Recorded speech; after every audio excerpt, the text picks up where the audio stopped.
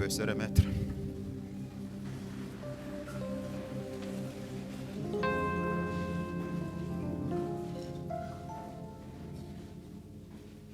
Peuple de Dieu, shalom. Pour ceux qui sont nouveaux, je suis Clovis Kamaté, membre de cette paroisse. Aussi marié, père de beaucoup d'enfants.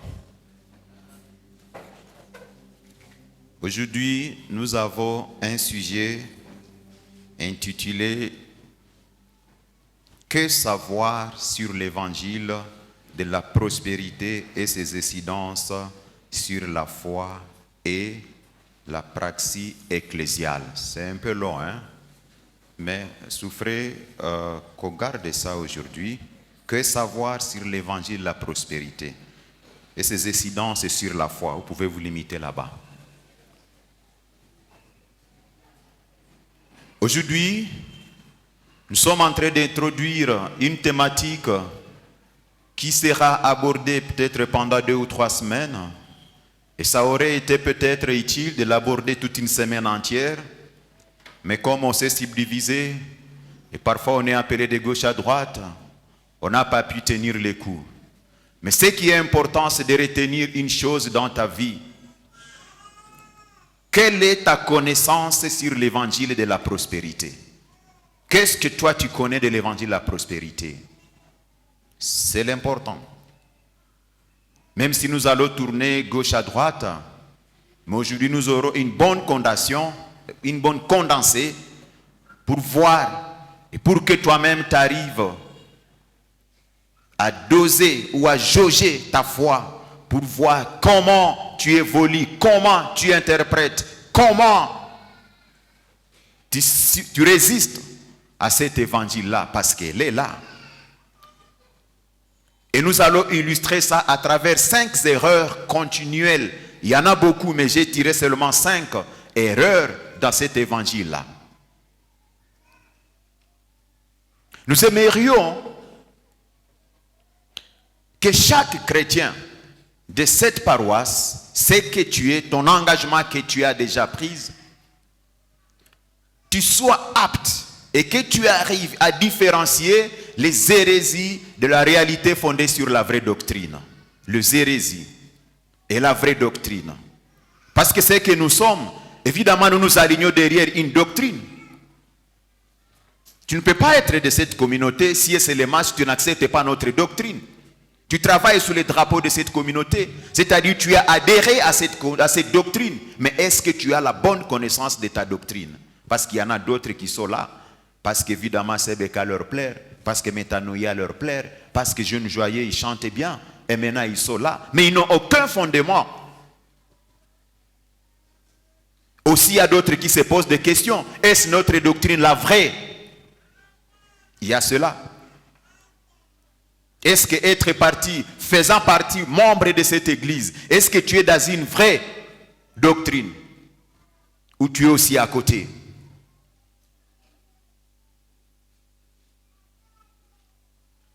Laisse-moi vous définir d'abord le mot hérésie. Je vais illustrer juste 2 points parce qu'on a passé le temps pour entrer dans le détail. Le premier point, donc une hérésie, c'est une doctrine contraire aux idées émises par une religion. C'est ce qu'on appelle l'hérésie. Donc si moi je rencontre quelque chose qui est contraire à ce que je crois, à ce que moi j'ai dans ma connaissance portant sur ma foi, pour moi cela c'est une hérésie. Et je ne peux même pas perdre mon temps pour l'écouter et le suivre, parce que c'est une hérésie. Deuxièmement, une hérésie, c'est une idée contraire à ce qui est communément admis, même dans nos foyers.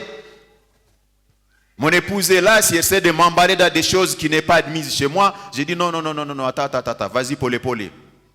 Ça, je ne peux pas céder rapidement.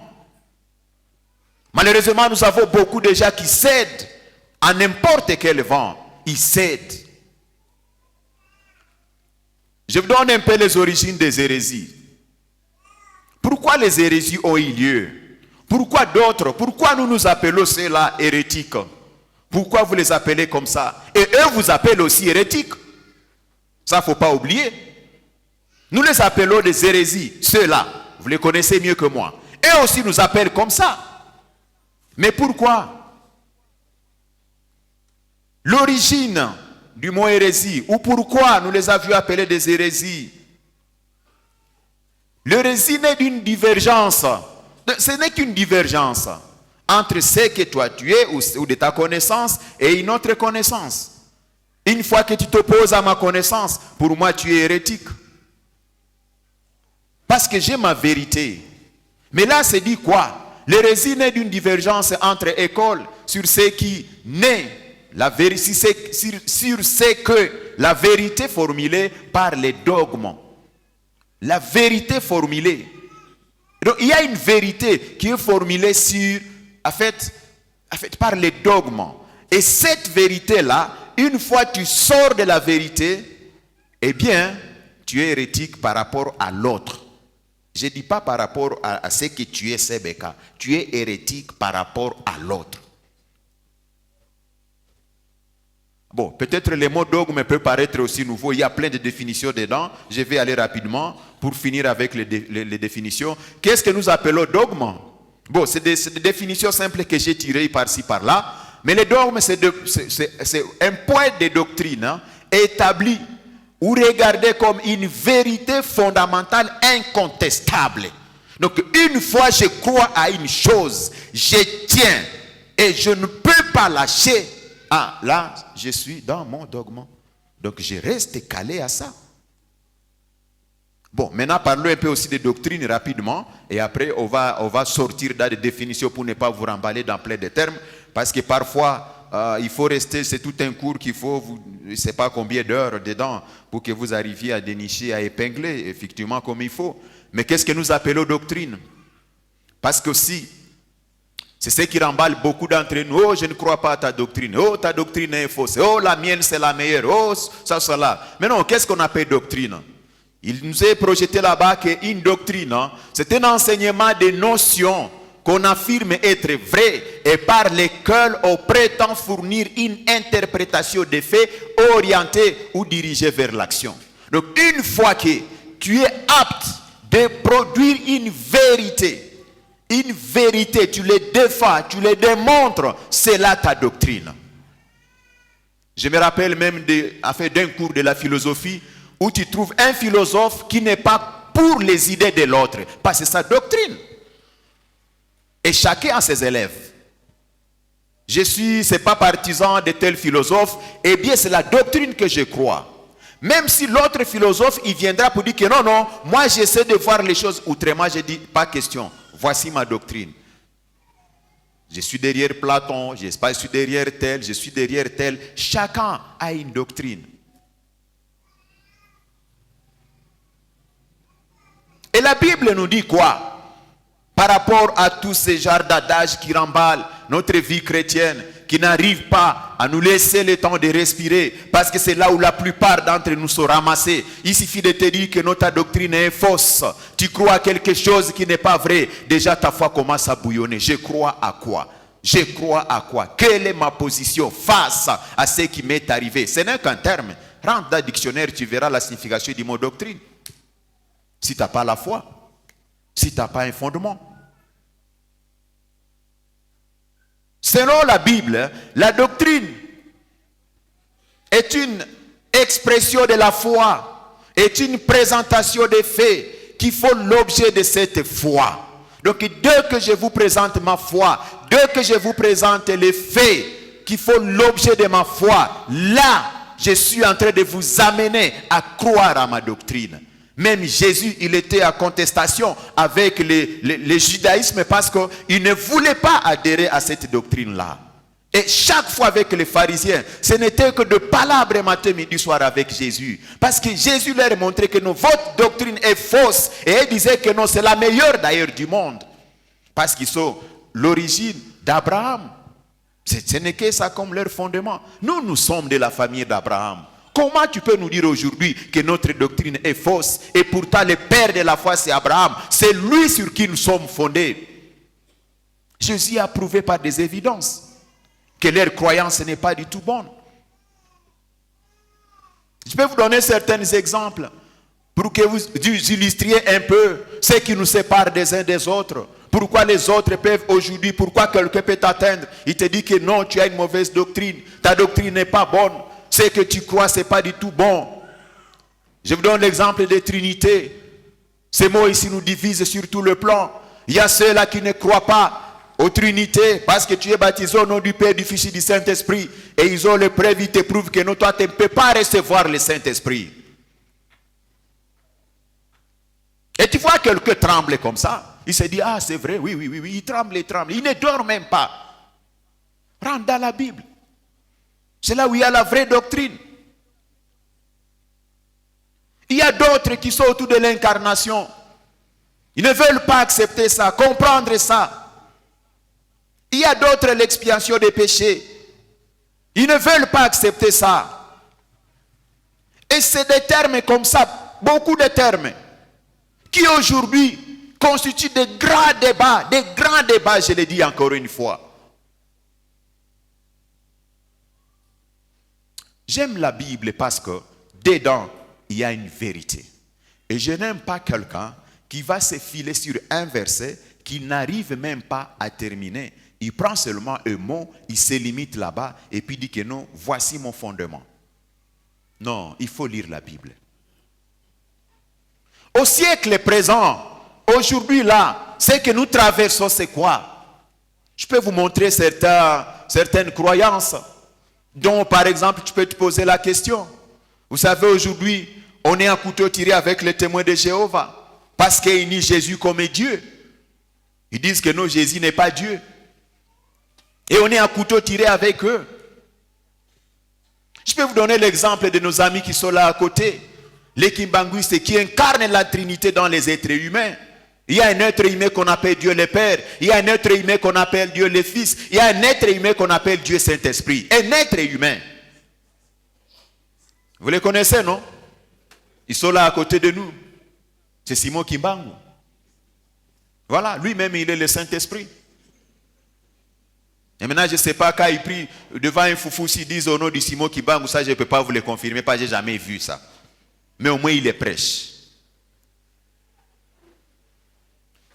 Il y a quelqu'un aussi qui a exagéré. Bon, laisse-moi aussi vous donner au moins par exemple, en fait, quelqu'un comme ce que nous appelons aujourd'hui les frères de Jésus, qui nie la Trinité complètement et catégoriquement. Ils disent que non, Dieu ne peut pas fonctionner en trois. Non, c'est impossible. Comment il sera Dieu le Père? Comment il sera Dieu le Fils? Comment il sera Dieu le Saint-Esprit? Et moi j'ai dit, là où ta limite de réflexion se limite, et là où Dieu commence son travail. Tu ne veux pas sortir de ta pensée humaine pour que Dieu travaille après ta pensée. Tu n'iras nulle part. Tu vas rester là où tu es. Parce que Dieu ne fonctionnera jamais avec ta pensée parce qu'elle est erronée, elle est corrompue, elle est charnelle. Sors de ta pensée et laisse le Saint-Esprit te diriger. Et là tu verras maintenant combien de fois Dieu évolue et Dieu travaille. Il y a quelqu'un même qui a exagéré, il est allé plus loin. Qu'on appelle, en fait c'est une croyance, les arianismes. Et ils ont dit que Jésus n'est pas Dieu, que si Jésus était Dieu, il ne pouvait pas aller aux toilettes. Et qui est ce Dieu-là qui peut aller aux toilettes? Mon Dieu. Jésus, Dieu ne peut pas boire de l'eau. Qui est ce Dieu-là qui boit de l'eau et que nous le croyons à lui, qu'on s'aligne derrière lui? Un Dieu qui boit de l'eau comme moi. Va dans Hébreu. Hébreu va te dire qu'il a porté la chair et le sang pour que nous soyons quoi? Sauvés. Et du moment où il porte chair, il porte sang, il doit boire, il doit aller aux toilettes, il doit faire pipi. Parce qu'il porte chair et le sang. C'est ces éléments. Quel miracle Jésus devrait faire? Porter chair, porter sang, porter les os et ne pas aller aux toilettes. Quel miracle! Mais son ventre devrait gonfler.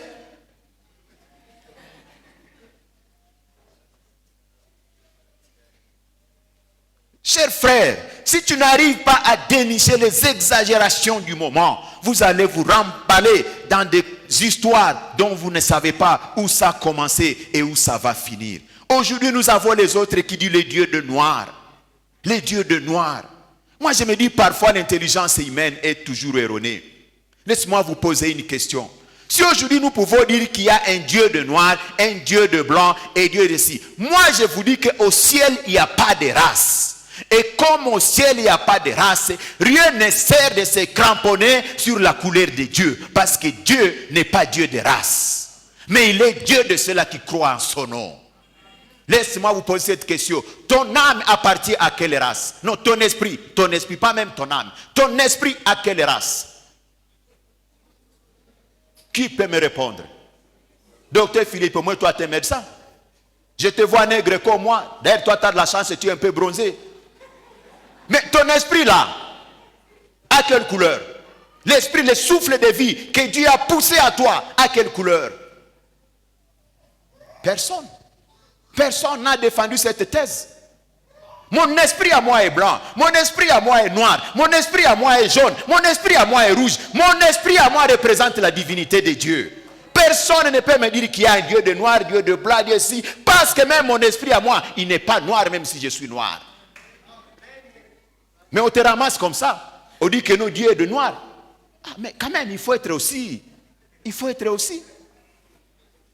Et ce que je regrette, c'est beaucoup plus d'intellectuels qui sont ramassés comme des bébés. Ça fait mal. Autant de diplômes, mais on te ramasse comme un bébé. Ça fait mal à Jésus lorsqu'il te voit comme ça. Regarde ce que prêchent aujourd'hui les Nkakar, les Rotary, les Ouranes, les Rasta, les Lions, les Clubs, je ne sais pas quoi.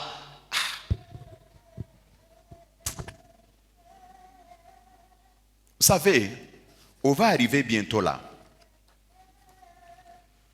Si tu n'as pas un bon fondement, si tu ne sais pas tenir dans ta foi, évidemment tu seras victime de beaucoup de choses. Tu seras victime.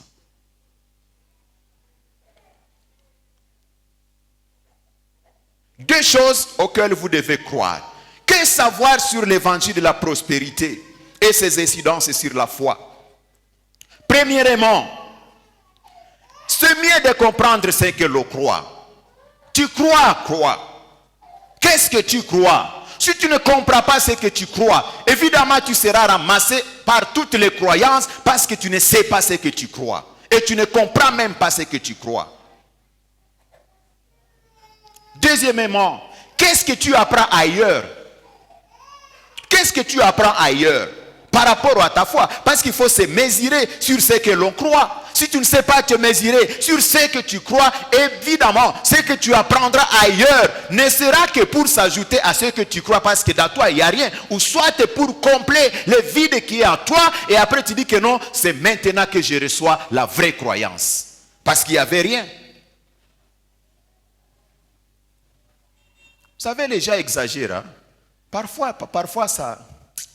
Je ne peux pas dire que ça m'énerve, mais parfois ça me fatigue. Vous savez, les gens exagèrent. Jusqu'à nous lancer, nous par exemple, on dit que non, sortez des églises là, il n'y a pas le Saint-Esprit, il n'y a pas quoi que ce soit. Mon frère, ma soeur, celui qui croit, même ici là, celui qui croit que le Saint-Esprit est dans ces bâtiments, évidemment il n'a pas la foi. Le Saint-Esprit n'habite pas dans vos bâtiments ici, mais le Saint-Esprit habite en moi. Une fois que le Saint-Esprit est là, quoi que tu fasses, tu ne le bougeras pas parce qu'il est là. C'est moi le temple. Ce n'est pas vos constructions ici du n'importe quoi. Ce n'est pas ça. Ça, ce n'est que l'arme d'un être humain.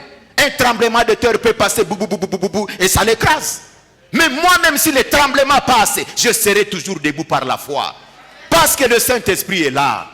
Et je vais tenir dans ma foi. Même si tu me ramènes dans n'importe quel enseignement, je vais tenir parce que j'ai un fondement. Et c'est ce qui manque dans la plupart de nos chrétiens. Ils n'ont pas de fondement. Ils marchent seulement pour marcher. Ils se disent être chrétiens, mais il n'y a rien comme fondement. Il n'y a rien comme soubassement de la foi. Il n'y a rien. Raison pour laquelle ils sont prêts à tout. Tu les vois là, il est prêt. Tu les vois là, il est prêt. Écoutez mon frère, ma soeur.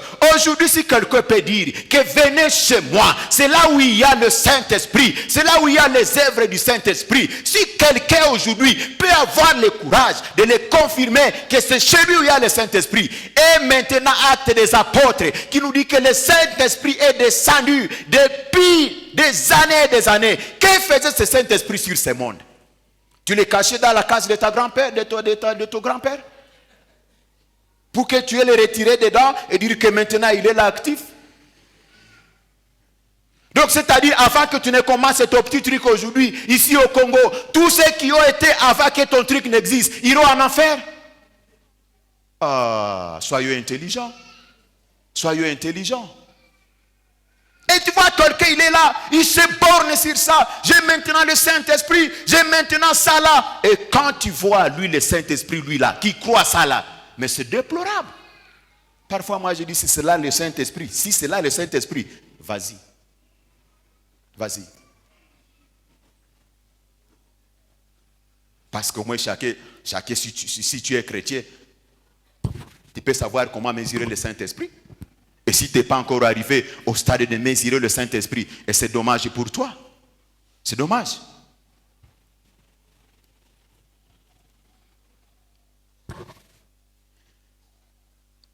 Retenez bien ces deux éléments avant d'aller plus loin.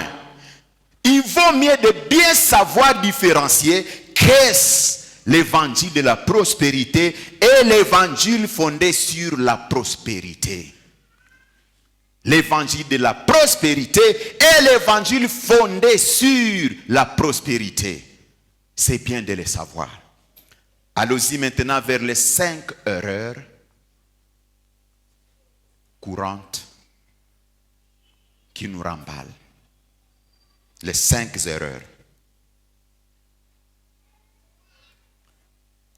Les 5 erreurs doctrinales qui nous remballent matin, midi, soir. Je vais seulement lire rapidement, avant même de donner certaines explications, je préfère lire. Il y a plus de siècles, s'adressa à la plus grande congrégation de l'époque, Charles Spurgeon, celui qui nous inspire l'idée. Le chrétien ne devrait pas chercher à amasser de l'argent. C'est une attitude anti-chrétienne et indigne. On pourrait objecter et dire, ne faut-il pas s'efforcer de gagner un maximum d'argent? L'effort.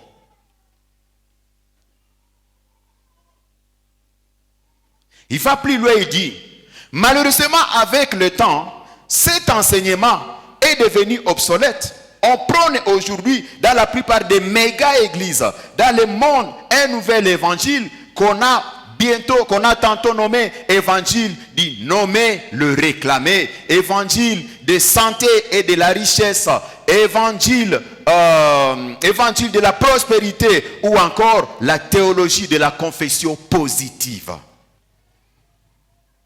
Je vais vous donner premier élément, là où il tire ses enseignements. Je suis dans l'alliance conclue avec Abraham. L'alliance conclue avec Abraham donne droit à la prospérité matérielle. Je vais vous donner un peu à quoi cela pouvait ressembler.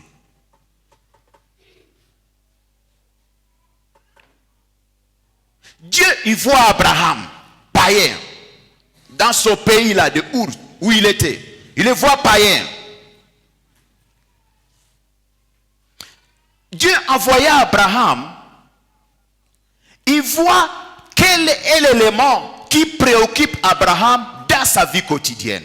Abraham est préoccupé par quoi? Si vous lisez à partir du Genèse chapitre 12, vous allez jusque vers même la fin, ce n'est que Abraham, avec son fils et après ses fils et ses petits-fils et continué. Je n'ai même pas illustré un verset, mais je vais seulement m'atteler sur un verset où Dieu dit à Abraham, il dit Abraham, je te bénirai. Il faut bien comprendre ces versets. Dieu, il dit Abraham, il dit Abraham, je te bénirai. Je bénirai ta prospérité. Est-ce que je me fais comprendre? Je bénirai ta prospérité. Elle sera comme quoi? Elle sera comme quoi? Mais répondez quand même. Comme quoi? Sable de la mer. En plus, comme quoi? Ça, c'est la prospérité.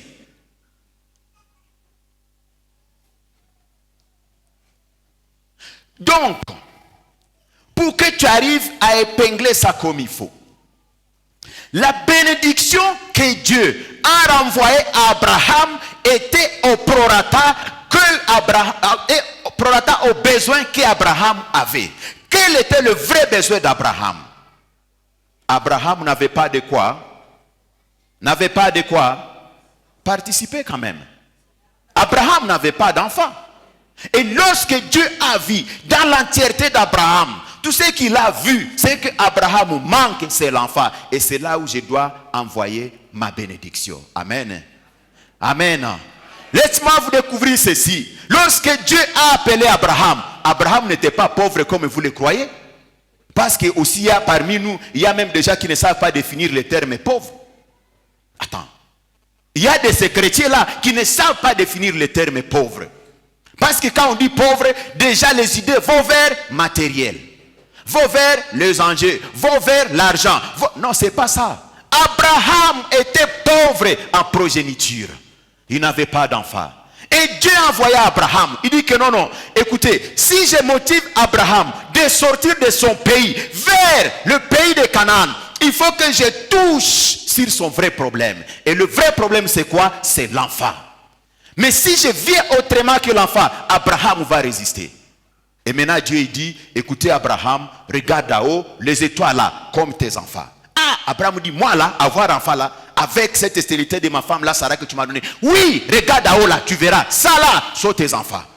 Il dit, allez, va dans la mer là, regarde le sable là. Tu vois Abraham? Abraham dit, il n'y a pas d'autre réalité que ça. Écoutez Dieu là, je suis derrière toi. Je suis avec toi parce que je me dis ceci. Si j'arrive à avoir d'enfants comme le sable de la mer, donc je suis riche et plus que le riche. Lisez bien la Bible. Vous allez découvrir qu'Abraham, d'abord sur le plan matériel, il était riche. Abraham était riche. Parce que lorsque Dieu l'a demandé de sortir de son pays pour aller à Canaan, le pays qu'il lui a promis, Abraham, la Bible dit dans Genèse, Abraham a pris ses troupeaux, il a pris ses serviteurs, il a pris sa femme, et même son cousin Lot, qui enviait Abraham de sa richesse, il est venu parce qu'il bénéficiait du miette d'Abraham. Il est venu, il a suivi Abraham. Voire même la Bible dit, Abraham avait une armée qui le protégeait. Il a pris même son armée, il est parti avec. Et il a fait toute une caravane pour aller à Canaan. Aujourd'hui, si quelqu'un prêche Abraham comme un pauvre, matériellement, comme un pauvre, lorsque Dieu dit, je te bénirai, et il dit que non, Abraham, regardez, il a eu de l'argent, il a eu... Détrompez-vous. Abraham, il était riche avant que Dieu ne l'appelle. Il avait tout. Qu'est-ce qui manquait d'Abraham? Quoi? Il n'y a que l'enfant qui manquait. Et Dieu a dit, écoutez Abraham, pour te bénir, je vais toucher sur ton vrai besoin. Mes frères et sœurs, laisse Dieu toucher à vos vrais besoins. Rien ne sert d'écouter ce que vous voyez matériellement. Laisse à Dieu aller fouiller, regarder ce qu'il y a à toi, et il connaît ton besoin. Et il va travailler par là. Et raison pour laquelle Romain nous dit ceci, nous ne savons même pas prier parce que nous prions selon la chair. Mais laisse Dieu identifier ton vrai besoin et venir. Et personne ne le demandera de te bénir parce qu'il en a devoir. Personne. Écoutez, je peux exagérer pour vous dire même, ce n'est même pas nos prières qui bénissent chacun de nous. Tu peux prier matin, midi, soir. Si Dieu n'a pas encore ouvert la fenêtre de son église, mais tu vas rester ici matin, midi, soir. Et Dieu ne bénira pas. Parce qu'il a un objectif derrière la bénédiction. Aujourd'hui là, toi tu viens, soyons sérieux. Toi tu viens que Dieu te bénisse. Pour gagner quoi? Dieu il va gagner quoi dans cette bénédiction? Il va gagner quoi? N'est-ce pas toi tu vas fuir pour aller au péché? Et s'il voit à toi que, parce qu'aujourd'hui là, on continue à te maintenir parce que tu es ce que tu es aujourd'hui. Une fois que tu dépasses ce stade, tu vas fuir. Et Dieu dit que non, reste là-bas tel que tu es. C'est mon objectif. Maintenant tu tournes là, tu vas à gauche, Dieu bénit, Dieu bénit, Dieu bénit. Et Dieu, il ferme ses oreilles. Parce que ce que tu es, c'est déjà une bénédiction. Premier élément. Rien n'est point de batailler avec Dieu pour arracher les bénédictions. Mais quand il veut, comme il veut, il te bénira. Et maintenant, si je peux encore aller plus loin avec Abraham. Abraham, Dieu qui a dit, parce que c'est là aussi nos erreurs de tous les jours. Abraham, Dieu qui lui dit, je te bénirai. Et du moment où Dieu lui envoie ça, Abraham, il commence à creuser, il commence à fouiller, il cherche sa bénédiction par tous les sens. Il cherche ça. Il faut que j'ai ma bénédiction. Dieu l'a déjà dit, Dieu l'a déjà dit. Il a creusé, il a creusé, il a creusé. Et vous savez quoi? Abraham a fini par attraper bénédiction à une servante de sa femme. Et Dieu a dit, ce n'est pas là ma promesse. Parce que la plupart des gens, en creusant beaucoup vos bénédictions, vous tombez sur les servantes. Et Dieu vous dit, ce n'est pas là la promesse. Restez à Dieu. Lui-même, il connaît vos besoins. On les chante ici tous les jours. Il connaît tes besoins. Il connaît ta peur du lendemain. Il est là. Il veille sur ça. Et le moment viendra, il dira que non, reçois ta bénédiction. Mais ce n'est pas de la manière dont tu l'as pris. Vous savez, il y a d'autres qui ont la chance avec Dieu. Ils se réveillent le matin avec Dieu. Ils passent ici à l'église s'agenouillent là-bas. Ils prient. Ils disent, Dieu bénis-moi, bénis-moi, bénis-moi. Comme ça crée une coïncidence avec Dieu. En sortant d'ici, il arrive dehors, il attrape bénédiction. Il dit que non, mon Dieu, je te loue parce que tu comprends, tu es patati patata. Et ce n'est que le silence. Ce n'est pas de ton effort que Dieu bénit. Si c'était le cas, tout le monde nous serait au même niveau. Mais pourquoi Dieu te laisse que tu aies donné l'autre, c'est que toi tu as prié, mais il accomplit à l'autre? Pourquoi? Combien de fois tu as prié voiture et l'autre achète voiture matin, midi, soir? Tu ne vois pas que tu es en train d'intercéder pour l'autre?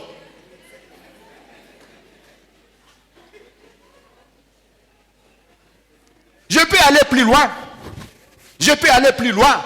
Pour les femmes qui n'ont pas encore eu d'enfants, ma prière est que vous ayez des enfants. Mais vous savez combien de fois ces femmes-là prient? Ces femmes-là prient matin, midi, soir. Elles ne dorment pas. Elles prient en larmes pour dire que nos Dieu bénit pour que j'ai aussi un enfant. Mais cette femme-là, sans le savoir, elle est en train d'intercéder pour une femme à la maternité. Elle est en train d'intercéder pour une femme qui est déjà au premier trimestre. Sans le savoir. Et Dieu bénit à travers ses prières. Je ne décourage personne. Mais je vais dire ceci. Du moment où tu rentres dans la prière, cherche la volonté de Dieu. C'est là où il y a la bénédiction. Amen. C'est là où il y a la bénédiction. Dieu n'est pas dans nos têtes, non. Oubliez. Dieu n'est pas dans nos pensées, nos agendas. Oubliez. Dieu, il est dans sa volonté. Deuxième erreur.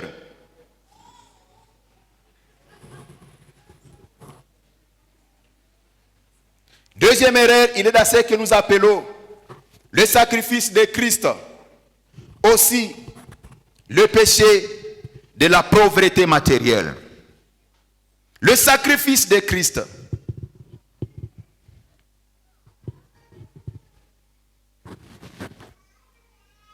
Il y a de ceux-là qui constatent que la prospérité ou le sacrifice de Christ, c'est que Christ a donné sur la croix et que c'est là, c'est pas là où il y a la prospérité. Et il ne prêche jamais la vie de la croix.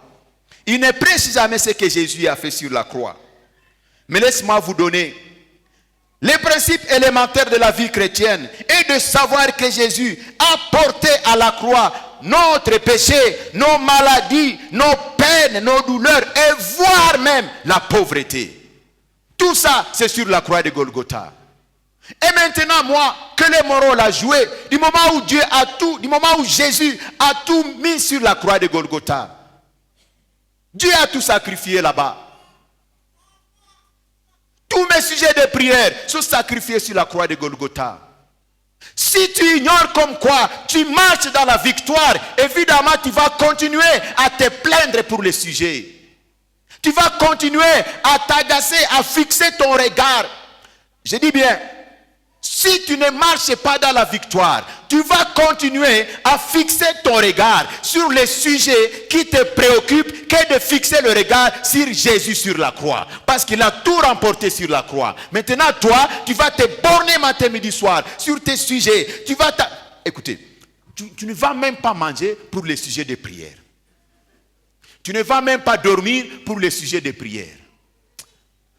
Apparemment, je n'arrive pas à atteindre le niveau de ta compréhension. Mais je voulais dire ceci.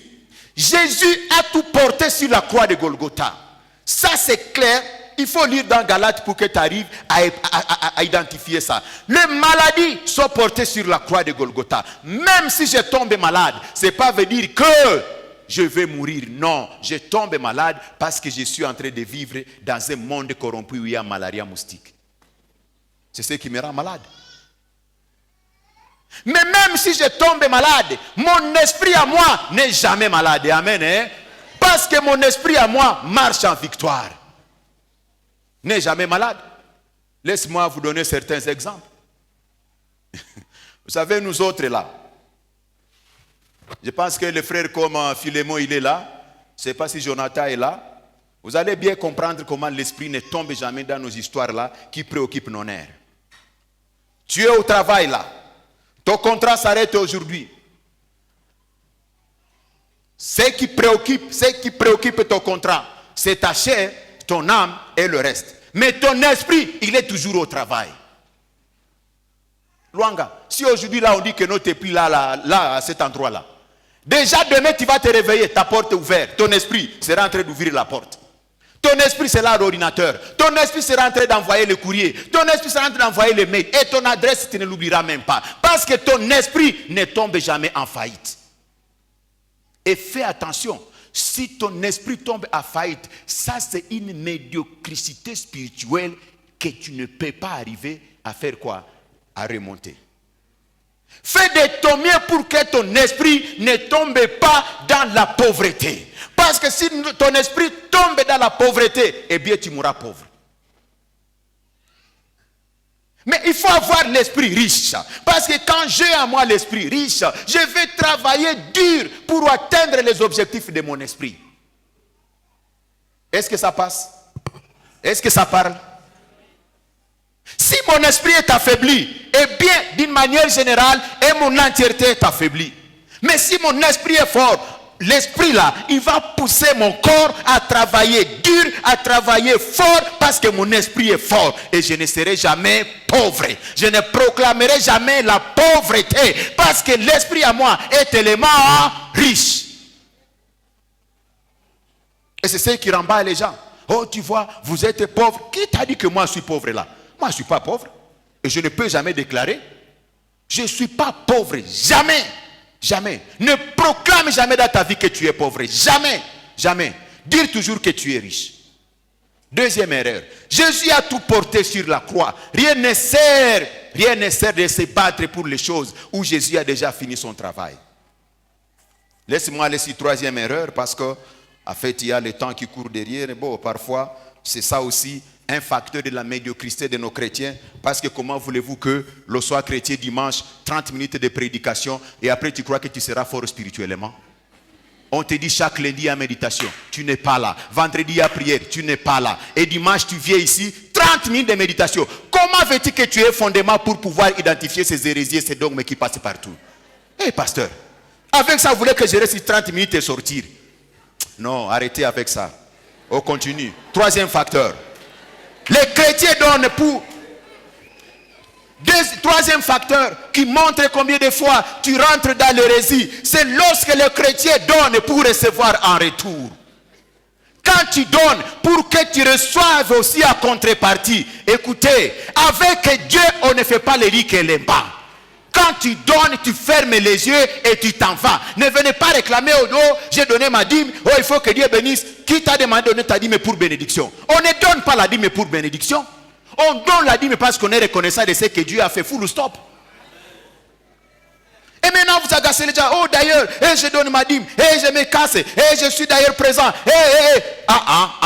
Mettons-nous sérieux sur certaines choses. Si tu donnes ta dîme, Dieu merci. Mais tu ne la donnes pas pour que Dieu te donne autant. Non, tu la donnes parce que tu as cru à ces dieux-là et tu es reconnaissant à ce que Dieu réalise dans ta vie. Tu viens, tu donnes. Matthieu 6, 20 nous dit ceci. Là où est gardé ton trésor, là aussi sera ton cœur. Maintenant, si tu gardes ton trésor et tu veux encore le ramasser, et ton cœur sera où? Mais il faut répondre à certaines vérités bibliques. Ton cœur sera où? Dans... Toi tu donnes 20, d'ailleurs tu veux retirer 50. N'est-ce pas comme ça? Vous donnez 10 de 5 dollars et vous voulez être béni pour...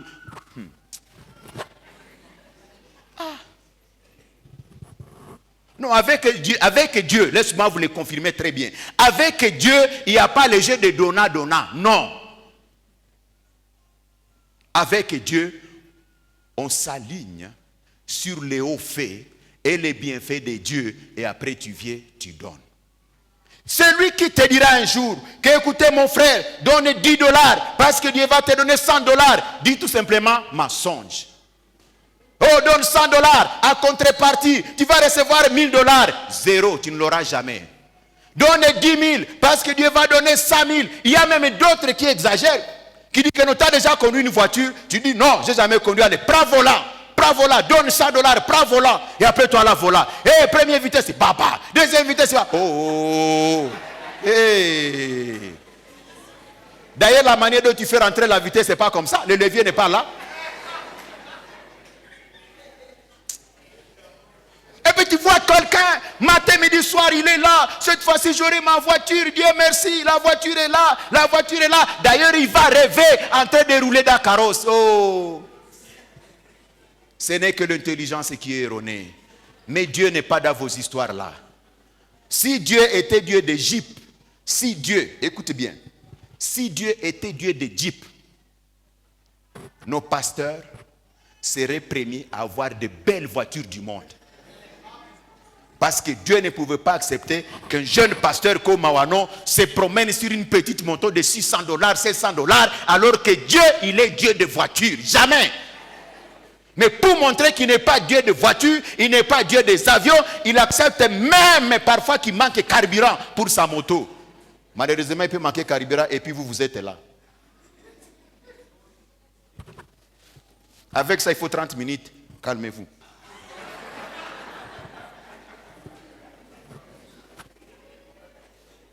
Il faut bien lire la Bible, mes frères et sœurs. Parce que quand tu exploites bien la Bible, tu vas identifier des zones d'ombre qui nous remballent par-ci, par-là. Tu vas les identifier et tu vas stabiliser ta foi. Quatrième point, la foi est une force spirituelle autogénérée qui conduit à la prospérité. Ça, c'est faux, c'est pas vrai. Ma foi n'est pas là pour générer les choses, les biens matériels. Non. Ma foi n'est pas fondée sur les biens matériels, non. Parce qu'il y a même ceux-là qui exagèrent. Qu'un enfant de Dieu ne peut pas être pauvre. C'est là où j'ai dit, il faut bien définir le concept de pauvre. Timothée a dit, si tu as quoi manger, si tu as quoi te vêtir, tu es déjà riche. Qui n'est pas vêtu ici pour qu'on lui donne quoi se vêtir? Qui d'entre nous n'est pas vêtu? Et alors? Qui peut dire ici qu'il est pauvre? Et réellement, c'est que tu es pauvre. Viens, on va prier pour toi. Parce que tu veux une prière pour que la pauvreté s'en aille. Mais je te l'ai dit bien avant qu'elle ne va pas partir. Parce que cette formule-là n'est pas du tout bonne avec Dieu.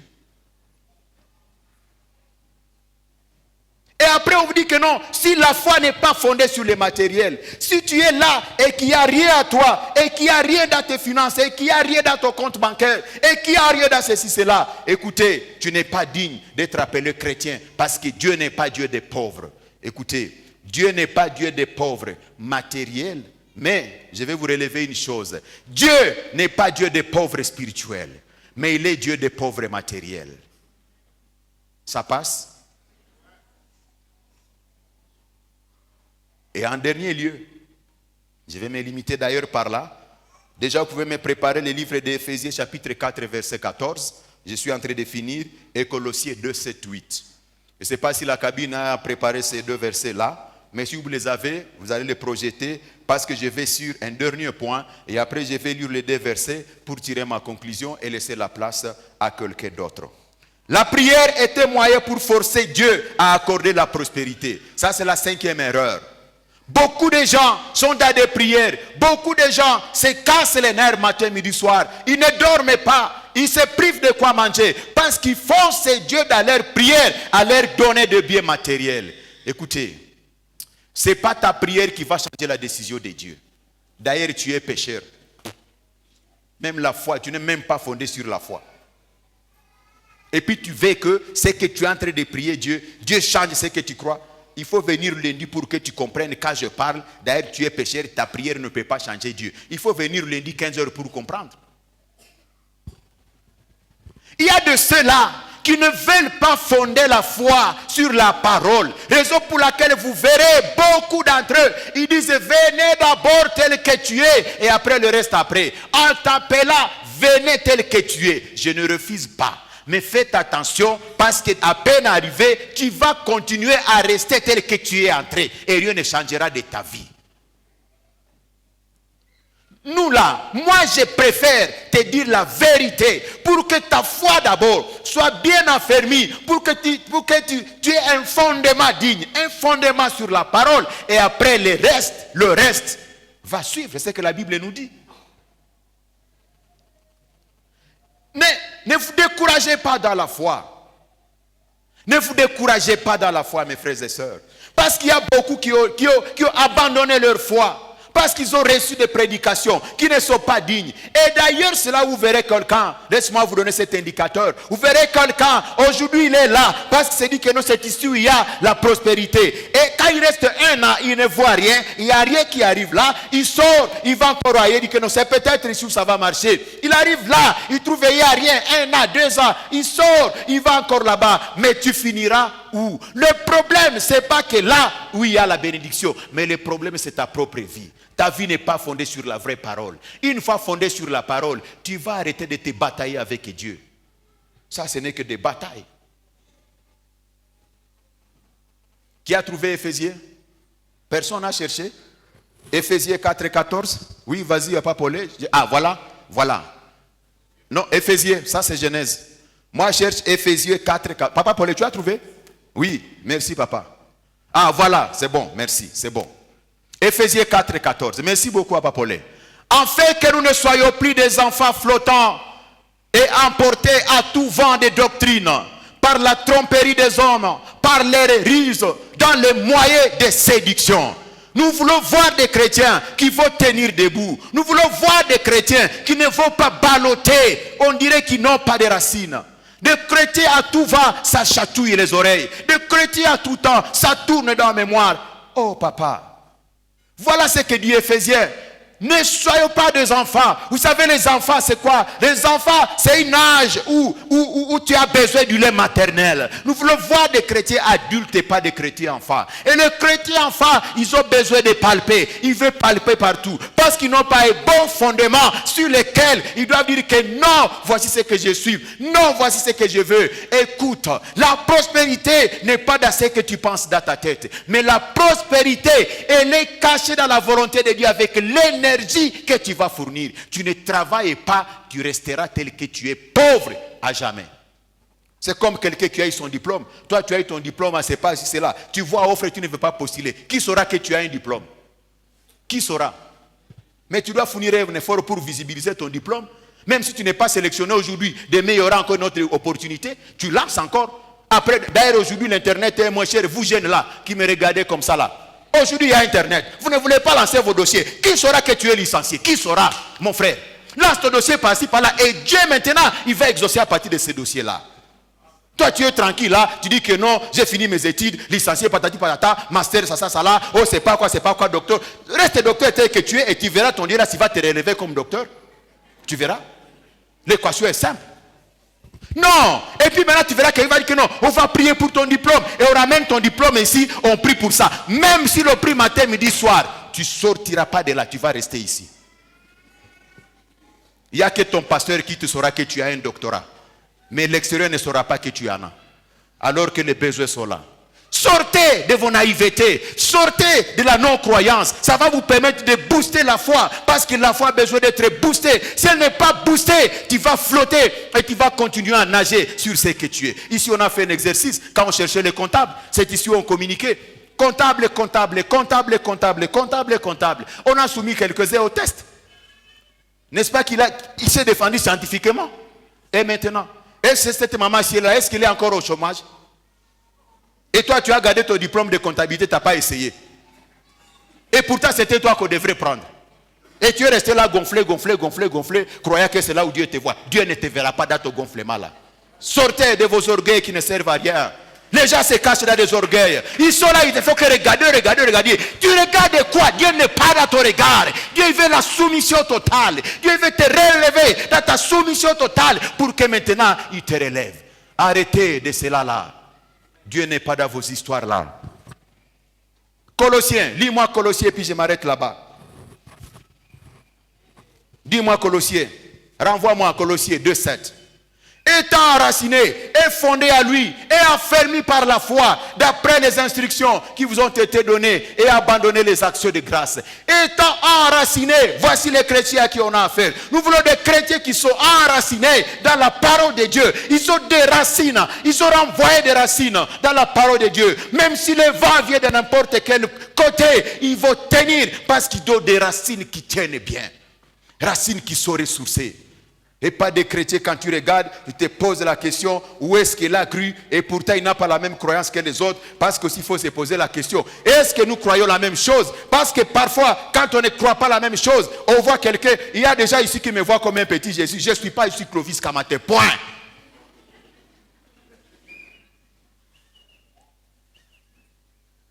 Nous allons prier. Et que Dieu aide chacun d'entre nous. Que Dieu donne à chacun d'entre nous la capacité d'identifier les hérésies.